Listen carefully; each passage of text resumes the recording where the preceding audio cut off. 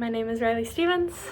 This is my environmental public service announcement. That's what we're talking about. So my public service announcement is about the Willow project. If you haven't heard about the Willow project, I guess I'm gonna explain it to you.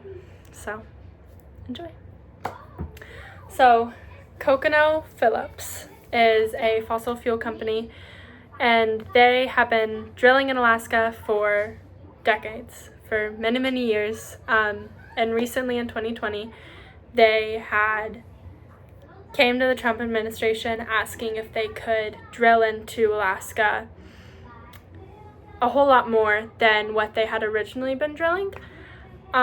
So currently they're drilling into the National Petroleum Reserve in Alaska, which is home to 500,000 caribou and is a crucial nesting grounds for millions of other birds. The reserve also happens to be the single largest tract of undisturbed land in the entire country.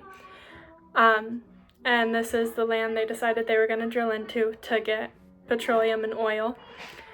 It's also in a corner of Alaska that is already suffering from coastal erosion, melting ice, and thawing permafrost. So in 2022, they went to the Trump administration, and Trump had approved this, but a federal judge ended up reversing that and pushed it back for a long time. And then in 2023, it was approved again by the Biden administration. And the White House announced that it would allow ConocoPhillips to proceed, and that would be the largest oil development project in the country. So, why is it so bad? Why do we hate this project? First of all, it's going to release the equivalent of 260 million metric tons of carbon pollution over its entire lifetime, which is expected to be 30 years.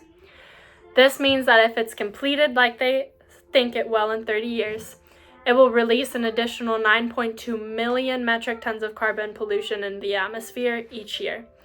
This is the equivalent to the pollution generated by 2 million gas-powered cars. That's a lot.